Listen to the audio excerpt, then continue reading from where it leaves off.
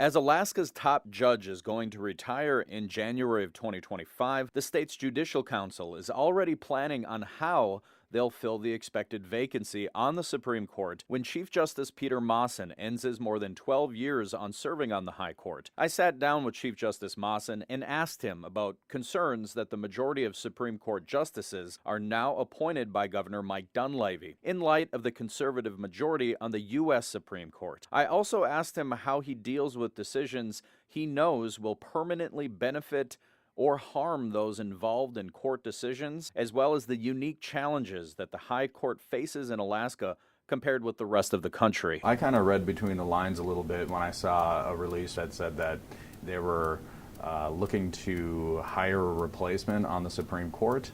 And so I thought, well, wait a minute, that means somebody's retiring, right? So I thought, oh, our Chief Justice is retiring. So is this something that you've kind of been anticipating this entire time because of the age limit, or give us a take on your retirement? Yeah, I've realized from the beginning that I had to retire at 70 because it's an age limit that's in the Constitution. So that has been it's been my goal to work through until my 70th birthday and put in what work I can up until that point. It's kind of an interesting age limit that's in the Constitution. I don't know how much you know about our constitutional history, but when all those 30 and 40-year-old people were meeting in College, Alaska in the late 50s to talk about the Constitution, they, at least according to Vic Fisher, who is one of our last surviving constitutional framers who died within the last year or so, he said that at that time they thought 70 was a really ripe old age and that nobody should work past that age. But once he was in his 90s and still going around lecturing about the Constitution, he decided maybe 70 wasn't that old after all. But that is in the Constitution. It's when we need to retire. So I'm happy to do it, actually. Do you think that's a good rule, the 70-year-old rule? I don't really have any problem with it. I think it's good to have some turnover in the judiciary, and that's one way to assure that it happens. And, you know, for me personally, I think if I weren't on the Supreme Court, I probably would have retired a few years ago if I were still in private practice. So you've been on the High Court since 2012? That's right. It must have been quite a journey. I know you're still on the court, but talk a little bit about your years on the Supreme Court. Well, the shift from private practice to being on the Supreme Court was kind of a difficult one, just because suddenly I'm dealing with all kinds of legal matters that I didn't deal with at all as a private lawyer. I was in a civil firm and I did primarily civil matters. I did a lot of insurance defense and personal injury cases and things like that. But once I came to the court, I was exposed to a lot of different areas of law that I wasn't familiar with at all. One of the most difficult ones is child in need of aid cases, which involve the termination of parental rights because the parents aren't doing what they should be doing. They've got substance abuse problems or mental health problems or something like that, and the state goes through a process to terminate parental rights. And a big part of what we do is appeals from termination of parental rights cases, which are very important, of course, especially for the parents involved. So that was one area I really had to come up to speed on quickly. Another one is domestic relations, divorce, child custody. I didn't really do any of that in my private practice either. And I had very little criminal law experience. So all of these things, to come to grips with these new areas of the law when you're, in my 50s, it can be a little challenging. What is that like to transition going from a private practice lawyer to be appointed onto the state Supreme Court? Was that an interesting transition for you? Is that an unusual transition, or is that pretty common for them to pick private or just attorneys going from an attorney to being a Supreme Court judge? I guess it's not the most common avenue. My predecessor as chief, Dan Winfrey, was also in private practice. He was in private practice in Fairbanks before being appointed to the court. Currently, two of our justices were former Superior Court judges, and two came here from being state lawyers, one in the AG's office and one in the Public Defender Office of Special, or the Public Defender Service. So I know that every case that the Supreme Court sees is important equally, and a lot of people who do what you do a lot of their eyes. You know, I wouldn't do it justice to say what's the most important cases that you've heard. Good. But I would like to ask, along the spirit of that, though. I mean, that's a long time to be on the high court, and then as the Chief Justice, are there any particular cases that you'd like to talk about that stick out to you? I was sort of anticipating that question, but I really don't think about cases in that way, and I'm glad you phrased it the way you did. I think about categories of cases, and as I said, the child in need of aid cases are very, very challenging and often very eye-opening in terms of how a lot of people live in our state, the conditions under which they live. But another big category of cases that are maybe the most intellectually challenging are the ones involving big constitutional issues. You know, when there are conflicts between the executive branch and the legislative branch, and there are maybe constitutional issues that we haven't grappled with before. There's no real precedent in Alaska, and we have to interpret a constitutional provision that hasn't really been looked at very closely. And especially in an election year, those cases tend to crop up. You know, there are cases involving ballot access and things like that. So I expect we'll see some of those as the year goes on. But other cases involving budgeting. You know, we have this school choice case coming up in a couple of weeks that's going to be argued here. That's a very interesting constitutional issue. So I think that category of cases, the ones involving complicated constitutional issues and maybe clashes between the branches of government, are the ones that will stick with me the longest. Is that common for a state Supreme Court to have a voluminous amount of child custody cases and domestic-related cases to be seen at a high court, or is that uniquely Alaskan? It's not uniquely Alaskan, but it is unusual. Some other court systems are similar in that they have only one appellate avenue. I mean, here we have an intermediate court of appeals, but it only does criminal cases. So everybody who has a civil case, like a domestic relations case, in the Superior Court has a right of appeal, and it comes directly to us without going through an intermediate appellate court first.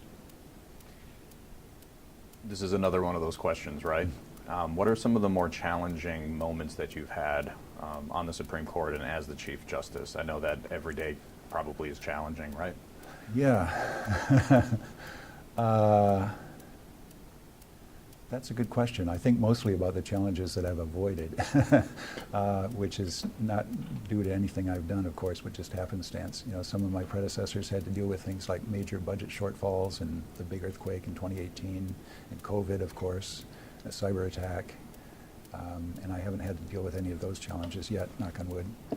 And I hope I can get through another 6 months without facing it.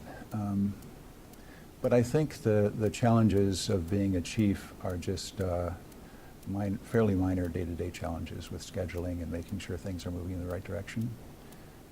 There's not a whole lot that the Chief Justice can accomplish by himself or herself, but I think the goal is just to keep our justice system moving in the right direction and making improvements at the margins as we can, generally with an eye toward improving access to justice, you know, making things more accessible to all Alaskans, which is difficult in this state, given our geographic and cultural diversity. Is there any one or two particular cases that you found particularly challenging, or that you are especially satisfied with the outcome of, or that's memorable for you in maybe even a small way?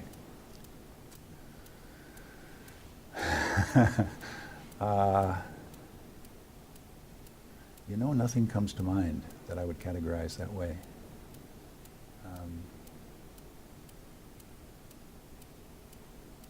Yeah, I'm sorry. That's all right. Do you feel like your time on the Supreme Court and your time as a Chief Justice, do you feel like you made an impact and you made a difference, and you made an imprint during your time on the High Court?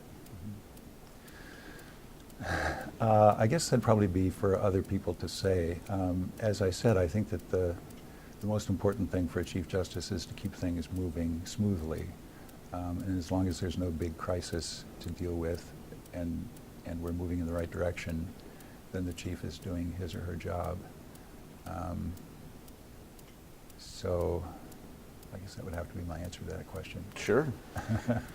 So for those listening, because we're going to turn some of this into a radio interview, for those folks listening at home who don't have a real good verse knowledge of how the court system works as intricately as maybe you or even somebody like me, talk about the Alaska Supreme Court, what it does, and what roles it plays to somebody who doesn't know.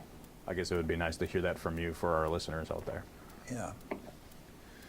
Well, as I just said, the Alaska Supreme Court is the court of final appeal when it comes to matters of state law, and we've got different levels of the judiciary in this state. As I'm sure you know, we've got district courts, and part of the district courts are the magistrate judges. There are some court locations in Alaska that will just have a magistrate judge as the only judicial officer in the community. Above the district courts are the superior courts, which are the courts of general jurisdiction, and most big litigation matters begin in superior court, including most felonies and major criminal cases. From there, they would go up. The criminal cases would go to the Court of Appeals, but everything else would be appealed to us. And our job generally is to review. People initiate an appeal by filing an appeal with us, and then they file briefs. They explain their legal position. They tell us what they think the trial court did wrong or what the jury got wrong, and they ask us to fix it.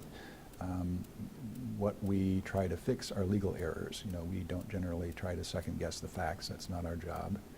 But if people frame their issue as a matter of a misapplication of the law, or maybe there wasn't enough evidence to support a certain factual finding, that's something that we can review.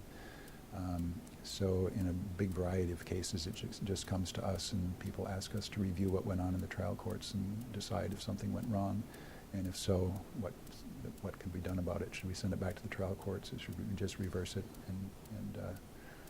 and call it done? Just this week we had a very interesting variety of cases. We had an appeal involving the termination of a school principal up in a northwest village. We had a case involving priority among gold miners up by Nome, which was also interesting. We had a criminal case involving the suspension of somebody's driver's license. We had a domestic relations case involving jurisdiction over child custody. It's just a huge variety of things that come up to us. And what that means is every time we basically have to refamiliarize ourselves with a particular area of law, and it can be very challenging. But there are 5 of us. We have a 5-member Supreme Court, and we really depend on each other when we're in conference and talking about these cases. And we reach our decisions as a group, and sometimes there's disagreement, and there would be the cause for writing a dissent or a concurrence, but generally we reach agreement on how a case should be resolved. I kind of asked this a little bit before, in a way, but are there unique aspects of the Alaska Supreme Court that are unique to Alaska, or any particular challenges as a Chief Justice in Alaska compared to other states? Well, that's a good question. I think on the in the matter of substantive law, we've got a much more interesting job than a lot of other courts, just because of the newness of our state and the recency of our constitutional convention. So we're probably trying to figure out the law from the ground up in a lot more cases than some other jurisdictions would be if they've been around for 100 or 200 years, if they've been states for that long and had courts for that long. So that's a unique aspect of it. Another unique aspect of it is just the geography. One of the things that I've been fortunate to do in the last 3 or 4 months, along with our executive director, is visit some of the courts that we don't visit very often, at least from here in the sort of central administration area in Anchorage. So we've gone out to Uktiavik and Bethel and Nome and Kotzebue and Kodiak, and just meet some of the people who work for the court system in those locations and make sure that they feel appreciated and know that they're part of the system. But it's difficult, with so much of the administration and most of the court activities here in Anchorage, to make sure that all of those outlying courts feel like they're part of the unified system, which they are, and feel appreciated that way. So the U.S. Supreme Court sees, I think, 80 to 100 cases a year. How many cases does the Alaska Supreme Court see? a year? I think it varies, but I think it's a couple hundred that come up to us. But that doesn't count things like petitions for hearing. For most of the decisions of the Court of Appeals, there is a sort of a certiorari process where the loser in the Court of Appeals will file a petition for hearing with us and ask us to review it. And that's all discretionary. We can decide whether to take it or not. And we don't take very many of those, but that adds another, I don't know how many cases. So, you know, more than a few hundred cases, more than the U.S. Supreme Court, no doubt. And then what kind of cases would stop at the Alaska Supreme Court, or what kind of cases would be able to be challenged at the U.S. Supreme Court, decisions that you've made? Well, the only ones that would be able to go from here to the U.S. Supreme Court would be those involving federal law and federal constitutional principles. A lot of cases that come to us are reliant only on state law or the state constitution. But sometimes people will combine their constitutional arguments under the Alaska Constitution with arguments under the federal Constitution, just to give them that option, so that if they lose here, they can go to the U.S. Supreme Court and tell those people that we've misconstrued the federal Constitution, which they can tell us. Anything you would have done different? I know you have another 6 months or so, but anything that you would have done different during your time on the High Court? It's been such a great job, I can't imagine how it would have been better. You know, I've got fantastic colleagues. I really love getting to know my law clerks every year. Great staff. What could have been different? You know, nothing comes to mind. Anything you're particularly extra satisfied about in any particular decision? I know I keep circling back to this a little bit, but you do keep coming back to that. Yeah. And I'm sorry, I really can't give you an answer to that. That's all right. It's like trying to pick your favorite child, you know. Fair enough.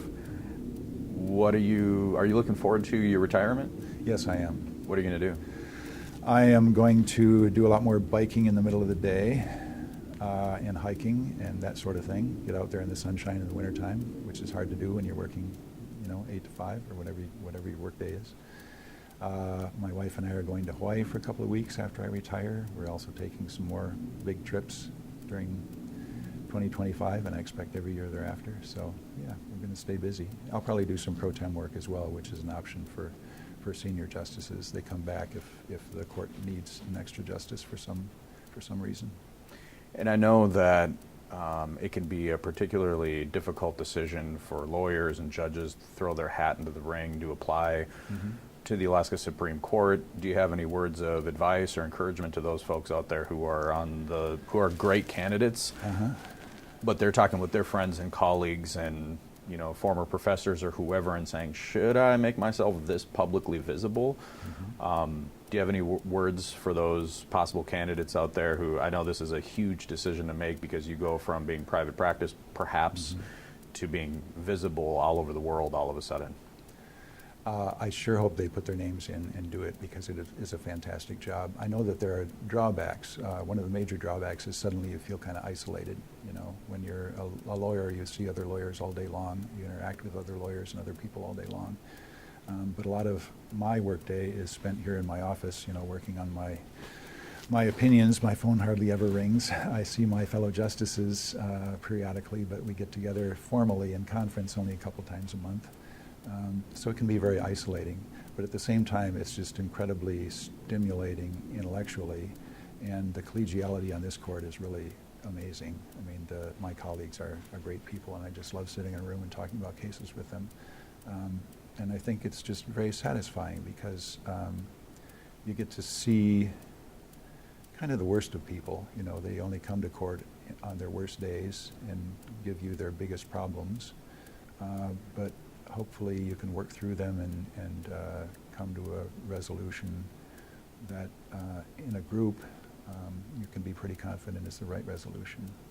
And that's actually one benefit of being on an appellate court like ours, is you're not stuck out there like one of the Superior Court judges or other trial court judges who are making decisions all by themselves. You know, we've got 5 members. I hardly ever make a decision all by myself.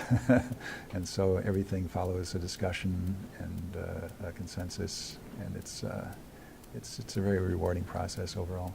We have shortages in almost every workplace in America right now. We have shortages in the newsroom. We have shortages at the police department. We have shortages in restaurants where servers are making $70,000, $80,000. You know, are there shortages in the state court system? Yes, there certainly are. We need more people who are willing to be in court clerks and front desk people, judicial assistants. Yes, very much so.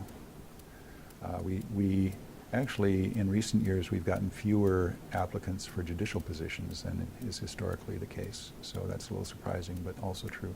I don't think that's because of the job market, but some other, I don't know what the reasons are really. But definitely in the support staff, administrative staff, we need more people. Has that created a challenging situation, or are there situations in which we lose when we don't have enough judges or court staff? Yes, definitely. For example, up in Palmer, you know, they need space, they need judges, and they need more in-court clerks, and sometimes they can't get a case, they can't use a courtroom, not because they don't have the courtroom and they don't have the judge, but they don't have an in-court clerk to do the support. And so, yeah, it does cause problems. And the same is true here in Anchorage and some other places in the state where they just don't have the support personnel. They have a judge, they have a courtroom, but they need somebody to be there and you know, run the recording and do everything else that clerks do in the courtroom. And who suffers when there's a shortage in the court system? The people of Alaska, the litigants who come before us and want the court system to be reactive and to decide their cases in a timely manner. What can be done to try to attract people into wanting to become an attorney or wanting to become a state judicial worker or wanting to become part of the court system? How do you fix that? Well, I think the only way we can fix it is the same way you would fix it in your newsroom, which is to offer people more money. And unfortunately, we can't really do that because we're a state agency and you know, we have a budget and we can't just offer signing bonuses or anything like that. Our pay scale is fairly fixed by law, and that's where we are. I know that the Alaska Supreme Court is nonpartisan, and in the spirit of it being nonpartisan, has anybody brought up any issues to you with having the majority of judges appointed by one single governor? I know that we're approaching that. No one has talked to me about that. I mean, it's just the way the system works, you know, and also it's just a result of the fact that for a while the court was all people like me in our, what were we, in our 60s and maybe late 50s, early 60s. We're all sort of peers, and so we're all timing out at about the same time, which means we're all timing out during Governor Dunleavy's administration. So if somebody said to you, hey, I don't think that's a good situation with one governor appointing, you know, the majority of the judges, what would your reaction be to that person if they said that to you? I would say that's the way the system works. But, you know, and I would also refer them to the Judicial Council, because we have a very good judicial selection process now. The Judicial Council is also an independent body, and it makes recommendations to the governors, and the governor is restricted to pick among the recommendations from the Judicial Council. So there is that check. So I can't say that the governor, by making all these appointments, has politicized the judiciary in any way. There's still this check on the governor's appointment power that makes sure that we have an independent judiciary going forward. And I think it's working very well. So you don't see any issues with that? No, I don't. Going back to your retirement, is there anything I didn't ask or anything, you know, I know this is not literally an exit interview for your position, right? But if it were, you know, what would you say about your time on the court and as the Chief Justice of the Alaska Supreme Court? I think I would just have to touch on some of the things I've touched on already, which is the fact that my colleagues are just great to work for. I'm going to really miss that collegiality and the intellectual discussions, the really in-depth substantive law discussions that we have. And I'm also going to miss my law clerks. I don't know if you know how that works, but every year each of the justices hires 3 recent law school graduates, and they work for a year. They have a year term. And so they're constantly cycling through, and our hope is, of course, that they stay in the community and become lawyers here. It doesn't always work out the way we want it to. But just meeting those young people every year and getting a taste of their enthusiasm and their intellectual curiosity and all that sort of thing is really, really a good part of the job. I know I keep saying the last topic, the last question and all that, but there is something I'm really curious about, though. It's my understanding that you have some history with restorative justice programs, youth court, things like that. What is your take on being part of any kind of restorative justice program or judicial system and being involved in what you were? What's your take on efforts to try to reduce recidivism and efforts to try to restore folks, say in veterans court or drug court or mental health court or back, I know that you've been involved with some of that. What's your take on that side of the court system, and why do you think it's important to have those restorative type of court systems in place? I think it's very important, and I think it's going to be an increasingly large part of what the court system consists of. I think during these visits to other courts that I mentioned a few minutes ago, other court locations, we had the opportunity to meet with some tribal representatives, some representatives of tribal courts and tribal councils who are trying to also implement either tribal courts or some other restorative justice program that complements the state court system. And as a state court system, we're also trying to make more use of the judge's ability to refer certain matters to community sentencing groups and things like that, other restorative justice methods of getting community members more involved in deciding how a dispute or a sentence, criminal sentence or something like that should be resolved. And I think it's all very helpful because it brings other members of the community into the decision-making process and makes them feel heard, makes them feel like a part of the decision-making, and it makes it more likely that everyone will feel that justice has been done. So I'm hoping that we can take better advantage of all of those opportunities for working with these various restorative justice programs, just because I think it gives everybody a better sense of justice at the end. Clearly not everybody wins when a final decision is made. True. What does it feel like to be a judge when you know that some decision you've made has greatly impacted a community's outcome or an individual's outcome? What does that feel like to be a judge to somebody who never will be a judge, especially when it is, after the ruling personally that you've done more good than harm with the decision? What is that like? It's very hard because, as you say, you may feel like you're doing more good than harm, but you also know that somebody is going to take it very badly. It's usually a matter of black and white. We're not mediating cases. We're not trying to reach a compromise. We're trying to decide what's right and wrong. And that means somebody wins and somebody loses. And we're very aware of the impact of our decisions, and we're very aware that some people will be devastated by what we do. But one of the things we're doing now is going through a revision of the code of conduct, the judicial code of conduct that governs the ethics of judges, because it hasn't been revised in a number of years, and it's time that it was.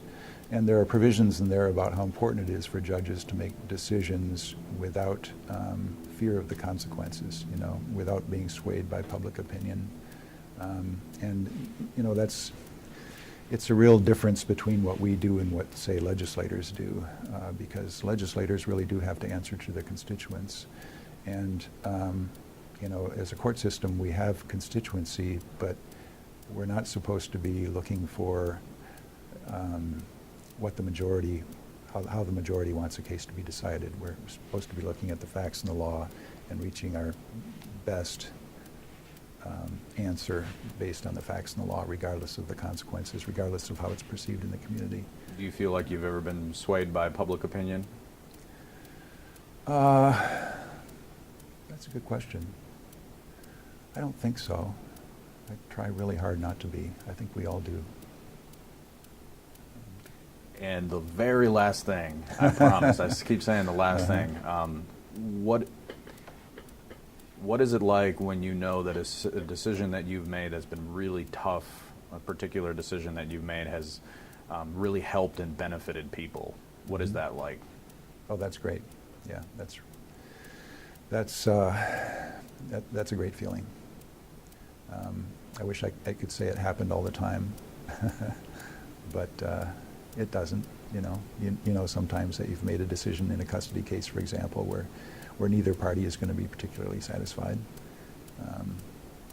But there are other cases where somebody's going to walk away feeling very justified, or very happy about how things turned out, and that's it's a good feeling. But it's always a little balanced out by what is being felt by the other side. It's just hard either way. All right, Peter Maassen, Chief Justice of the Alaska Supreme Court. You're retiring January of 2025. I am. Thank you so much for taking the time with us today. You're very welcome. Thank you for coming.